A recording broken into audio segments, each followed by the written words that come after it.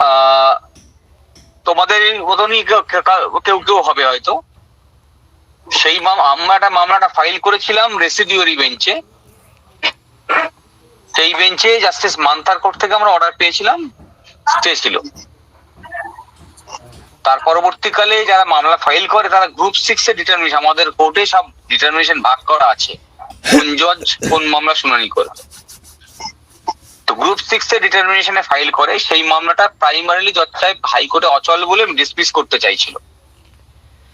পরবর্তীকালে আমাদের মামলার রেফারেন্স টেনে তারা সেই কোর্টে বলে যে একটা মামলা এরকম সিমিলার মামলা কোর্ট অ্যাডমিট করেছে।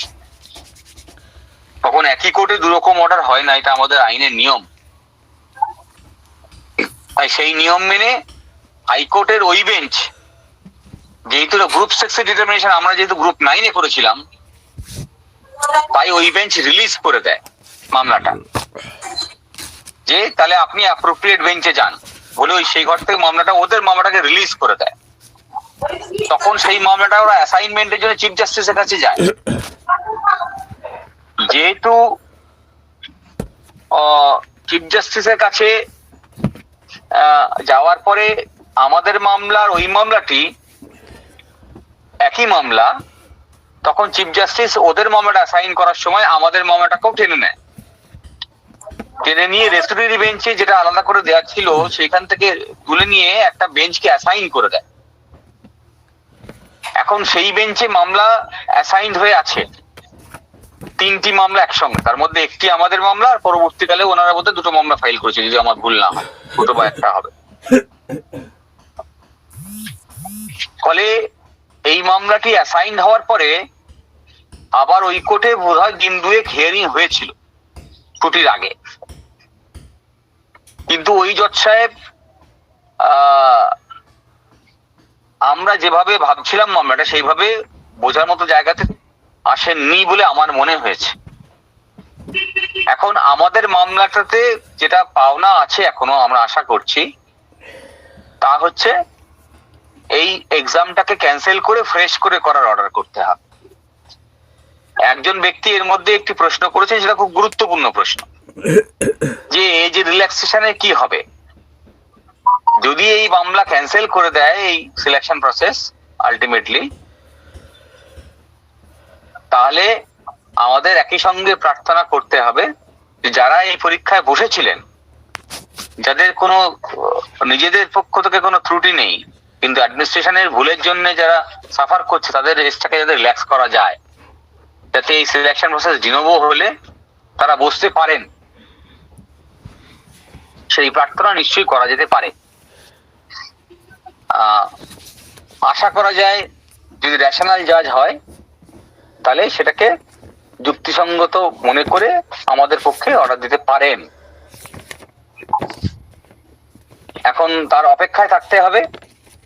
আমাদের কোর্ট ছুটির পরে আবার নতুন করে শুরু হয়েছে। আমাদের আগের যে ঘরে মামলা হচ্ছিল সেখানে করতে পারলে নিষ্পত্তি অনেক সহজ হতো, কারণ উনি মামলাটা বুঝে নিয়েছিলেন। যেহেতু এখন নতুন জজ, ফলে পুনরায় আমাদের শুনানি করতে হবে। এখন 2টো পক্ষ হওয়াতে আমরা একরকম ভাবে মামলা ভাবছি, আরেকটা জন মামলা করছেন তারা হয়তো আরেক রকম ভাবে ভাবছেন। এই ধরনের কনফ্লিক্ট না হলেই ভালো হতো, কিন্তু এখনকার পরিস্থিতি তাই। ফলে এই পরিস্থিতিতে আমাদের স্থির করতে হবে যে কিভাবে মামলাটাকে শেষ করা যায়। আমরা নিশ্চয়ই চেষ্টা করব আগামী দিনে মেনশন করে সেটা। এখন মেনশন করার পরে উনি কবে নেবেন, কিভাবে ফিক্স করবেন সেটা বুঝে নেওয়াটা জরুরি।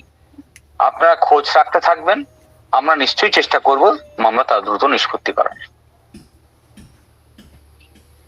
দেখি 300 জনকে অ্যারেস্ট করা হয়েছে, ওটা কি স্যার ফুটেজের রিলেটেড? মানে আমাদের যে পরীক্ষাটা নিয়ে মামলাটা হয়েছে সেই রিলেটেড কি স্যার? না, এটা এরকম ভাবে মুশকিল। আমাদের কাছে ওরা অ্যারাউন্ড 60খানা মামলার বোধ একটা লিস্ট দিয়েছে। আমার সঙ্গে এই রিসেন্ট পাস্টে যারা দেখা করেছিলেন তাদেরকে আমি বলেছি এই 60খানা মামলার সম্পূর্ণ নথি, এই 60টি জায়গার যে বা 30টা জায়গায় হতে পারে, একই জায়গায় 2টো কেসও হতে পারে, যে জায়গাগুলোতে আছে আমার কাছ থেকে এই কেসের রেফারেন্স গুলো নিয়ে এই সমস্ত আদালত থেকে এই নথিগুলোকে তুলতে হবে, কি অবস্থায় আছে দেখতে হবে, সেইগুলো নিয়ে আবার আদালতে প্লেস করতে হবে। ফলে সেইটা প্রাইমারি কাজ আপনাদের আছে, ওইটা পেলেই আমি এদিকে মামলার শুনানি বন্দোবস্ত করতে পারবো। ঠিক প্রশ্ন। স্যার সিআইডি কি মানে তদন্ত করে কি বলেছে স্যার, এই একটু শুনতে চাই স্যার। সিআইডি তদন্ত করে বেশ কিছু জায়গায় অ্যারেস্ট করেছে, কিন্তু তারা সত্যি সত্যি যে আসল কালপ্রিট তাকে ধরতে পারলো কিনা সেটা জানতে গেলে ওই আদালত থেকে নথি তুলতে হবে। আমাদের কাছে সিআইডির কাছে যতগুলো মামলা হয়েছিল যেটা ওরা আদালতে দাখিল করেছিল তার রেফারেন্স গুলো আছে, সেই রেফারেন্স গুলো দিয়ে আপনাদের ওই রেসপেক্টিভ কোর্ট থেকে সেই ডকুমেন্টস গুলো তুলতে হবে, বুঝেছেন? হ্যাঁ স্যার। ওই সিআইডি ওই জমা দিয়েছে রিপোর্ট। আমাদের কোর্টে কতগুলো মামলা হয়েছে তার একটা নথি দাখিল করেছে, কোনটা জয়নগরের মোড়? তদন্ত চলছিল, সেই তদন্তের বিভিন্ন জায়গায় চার্জশিটে জমা পড়ে গেছে, সেই চার্জশিটের কপিগুলো তুলতে বলছি, না তুললে আমি তো সব বলতে পারবো না। স্যার আশা করছি জানুয়ারি মাসে কেসটা উঠবে। নথিগুলো আমার হাতে না হলে মেনশন করতে পারবো না, আমি তো এখনকার কেসের আপডেটই জানি না, নিচের কোর্টের সমস্ত আপডেট গুলো নিতে হবে তো আগে। ঠিক আছে স্যার। একই প্রশ্ন থাকলে করবেন না। হ্যাঁ, একই প্রশ্ন থাকলে এড়িয়ে যান। আর অন্য নমস্কার স্যার, আমি মুর্শিদাবাদ থেকে বলছি। স্যারের বক্তব্য আমি শুনলাম, খুব পরিষ্কার বুঝতে পেরেছি। তো আমার হাত তোলার উদ্দেশ্য একটাই, যে আমার ইচ্ছেটা মানে আমার মনের ভাবনাটা আপনাকে একটু জানানো। আমি সম্পূর্ণরূপে এটাই বলতে চাইছি, পরীক্ষা যেহেতু দুর্নীতি ঘটেছে, পরীক্ষা সম্পূর্ণ বাতিল হোক, এমনকি পরবর্তী পরীক্ষায় বয়সটা একটু দেখাও, এটাই ভাবনা। স্যার একটু দেখবেন। ঠিক আছে, ঠিক আছে।